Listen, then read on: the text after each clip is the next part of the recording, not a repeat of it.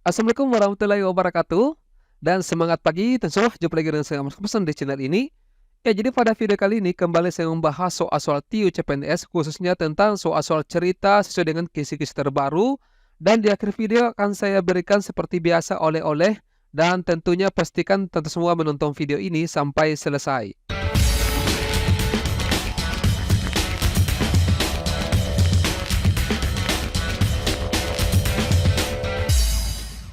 Iya, namun sebelumnya saya berharap teman-teman semua menuliskan impian Anda ya. Impiannya seperti ini.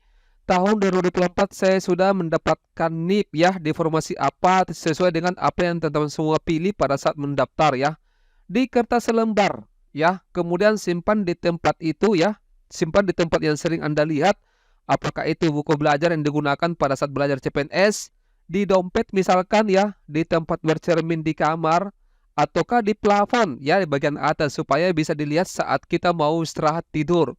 Termasuk di lemari pakaian boleh, ataukah di meja makan ya supaya dilihat semua orang tua ataukah saudara kita, ataupun di mana saja termasuk boleh dituliskan di komentar video ini supaya kita saling mendoakan ya. Untuk apa teman-teman? Semakin sering Anda lihat, maka kekuatan untuk mendapatkan impian itu pasti semakin besar ya, dan yakinlah impian itu akan Anda dapatkan. Tentunya dengan syarat kita belajar berdoa dan minta doa dari kedua orang tua ya tentunya ya teman-teman. Saya mendoakan kalian semua bisa lulus tes ya CPNS dan mendapatkan NIP pada CPNS tahun ini ya teman-teman. Oke, kita masuk ke soal yang pertama ya. Seperti biasa saya tidak langsung membahaskan. Saya memberikan kesempatan kepada kalian semua untuk mencoba memahami dulu soalnya. Kalau misalkan mau latihan di kerja-kerja silakan saya beri waktu durasi 10 detik. Kalau tidak cukup, bisa di stop videonya untuk dikerjakan ya. Oke, kita mulai dari soal nomor 1, silakan.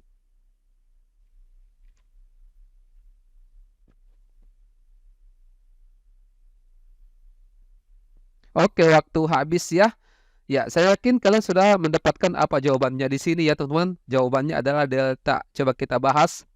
Di sini soalnya sekarung padi basah ya, beratnya 0,75 kuintal. Setelah dijemur sampai kering, itu beratnya menjadi 60 kg.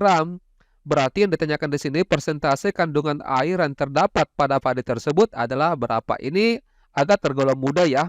Ini kita samakan dulu satuannya teman-teman. Ini kan 0,75 kuintal ya, di sini kilogram. Kita jadikan dulu ini ada dalam kilogram. Tentunya dikali 100 ya. Kuintal ke kilogram itu dikali 100. 0,75 dikali 100 itu mendapatkan 75 kilogram. Oke. Nah, di sini kan jadi pada saat basah itu beratnya 75 kg dan pada saat kering itu 60 kg. Berarti kadar air yang tersimpan di padi tersebut adalah diperkurangkan saja teman-teman. 75 dikurangi 60 itu dapatnya adalah 15 kg. Nah, berarti untuk menghitung persentasenya, jadi persentase air sama dengan 15 dihitung terhadap berat semula 75. Tentunya dikali dengan 100%. Tinggal kita selesaikan baik-baik secara kekeluargaan ya. 15 dengan 75 bisa kita coret manja, masing-masing bagi 15. Di sini 1, di sini 5 ya. Jadi 1 kali 100, 100 bagi 5 itu adalah 20%. Jawabannya delta ya. Oke, paham ya? Kita lanjut ke soal nomor 2 ya. Silakan.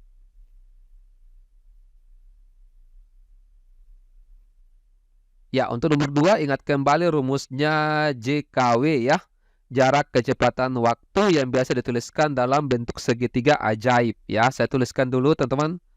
Oke, jadi ada segitiga ajaib hubungan antara JKW. Seperti ini ya. Yang tentunya di atas adalah JKW, jarak kecepatan waktu. Sebuah mobil melaju dengan kecepatan 80 km per jam. Ya, jarak yang akan ditempuh mobil itu tersebut sejauh 360 km. Mobil beristirahat selama 45 menit di tengah perjalanan ya, bukan di tengah jalan ya. Kalau di tengah jalan takutnya nanti ditabrak. Jika mobil berangkat pukul 7.20, maka mobil tersebut akan tiba di tempat tujuan pada pukul berapa? Berarti ini kita harus cari dulu waktunya ya. Oke, berarti waktu di sini kalau waktu yang ditanyakan berarti jarak dibagi kecepatan ya. Jadi atas dengan bawah ini hubungannya dibagi. Seperti ini. Kalau yang horizontal itu hubungannya dikali. Jadi kalau misalkan dicari jarak, itu kecepatan dikali waktu. Berarti di sini waktu sama dengan jarak dibagi dengan kecepatan. Jaraknya itu adalah 360 km. Seperti ini. Kemudian kecepatannya itu adalah 80 ya. Oke, nolnya bisa dicoret manja. 36 dibagi 8 itu dapatnya adalah 4,5 jam. 4,5 jam ini atau 4,5 jam ya. 4,5 jam berarti bisa dituliskan begini teman-teman. 4 jam 30 menit. Bisa ya teman-teman. Nah, sekarang tinggal kita selesaikan baik-baik secara kekeluargaan. Dia akan berangkat pukul 7.20 ya. Kemudian dia lama perjalanannya kan 4 jam 30, berarti 4.30. Dia istirahat 45 menit. Jadi seperti ini. Oke. Nah, tinggal dijumlahkan. 0 tambah 0, 0 tambah 55. Ini 2 tambah 3, 5 tambah 4, 9 ya. Ini 7 tambah 4, 11. Berarti 11 jam 95 menit. Ini kan lebih dari 60 menit ya. 60 menitnya bisa ditambahkan ke 11. Berarti ini 12, 95 dikurang 60 itu adalah 35. Jadi dia akan tiba pukul 12 lewat 35 menit. Jawabannya bravo. Bisa ya, paham ya teman-teman? Kita lanjut ke soal nomor 3. Silakan. Ya, ini adalah soal tentang diskon ya. Aritmetika sosial. Jadi teman-teman semua yang misalkan mau melihat pembahasan secara khusus aritmetika sosial, di sana sudah saya bahas tentang diskon, itu bisa kalian cek ya. Di komentar saya simpan, sudah saya sematkan ya teman-teman. Oke, dalam sebuah pameran mobil antik, Bayu membeli sebuah mobil dengan diskon sebesar 20% ya. Kita tidak tahu ya berapa harga mobilnya mula-mula. Saya tuliskan saja ya, saya rinci. Jadi X ini adalah harga mobil mula-mula ya teman-teman. Nah, berarti setelah dia mendapatkan diskon sebesar 20%, berarti harga belinya itu tagnya ya teman-teman semua. Ini cara silumannya kalau misalkan mau menentukan harga setelah diskon, itu 100 dikurangi 20. 100 dikurangi 20 itu 80% dari harga mobil mula-mula ya. Oke, kemudian kita lanjut. Apabila Bayu ingin menjual kembali mobil tersebut, ya dia ingin jual kembali. Nah, berapa persen harus ditambahkan agar harga jual tersebut itu menjadi sama dengan harga asli sebelum diberi diskon. Jadi Bayu ini ingin menjual mobil tersebut setelah dia beli, dan akan ditambah berapa persen kira-kira dari harga beli yang dia harus tambahkan supaya harga jualnya itu sama dengan harga mula-mula, yaitu X. Seperti itu. Berarti ini gampang saja teman-teman. Ini tinggal kita tambahkan saja 20%. Jadi seperti ini caratannya. Jadi harga jual ini sama dengan, ini kan tinggal ditambah 20% supaya kembali ke 100% ya.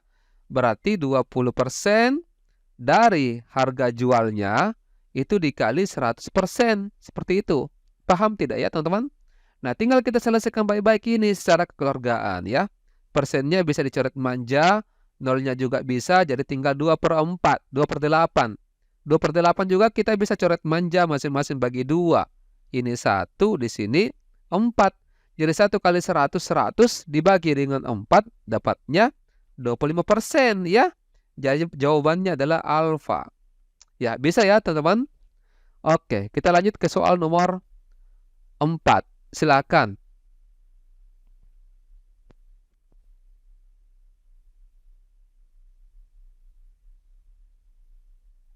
Oke, waktu habis ya. Nomor 4 ini soal tentang bangun datar. Panjang sebuah segi 4 meningkat 20% dan lebarnya berkurang 20% dari lebar semula. Maka luasnya menjadi berapa? Jadi ini untuk persen panjang ya. Itu panjang mula-mula ditambah ya dengan 20% dari panjang awalnya. Ini kalau kita coret ya, berarti P ditambah dengan, ini saya rinci ya teman-teman. 2 dibagi 10 adalah 0,2 P. Jadi P ditambah dengan 0,2 P jadinya 1,2 P. Bisa ya? Kemudian lebarnya berarti lebar dikurang ya 20%. 20% dari lebar semula itu L dikurangi, ini kan sama dengan tadi ya, 0,2 L Berarti 1 dikurangi 0,2 dapatnya adalah 0,8 L. Jadi kita tentukan luasnya. Luas sekarang adalah P aksen dikali dengan L aksen. P aksennya adalah 1,2 P. 1,2 P dikali 0,8 L. 1,2 dikali 0,8 itu dapatnya adalah 0,96 PL atau luas semula, atau 96% dari luas semula.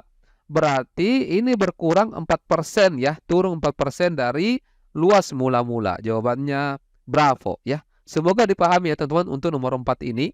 Kalau misalkan masih bingung ya tentang operasi kali-kalinya itu ataukah tambah kurangnya, bisa tanyakan di kolom komentar ya. Nanti kita akan jelaskan kembali. Ya, baik, nomor 5.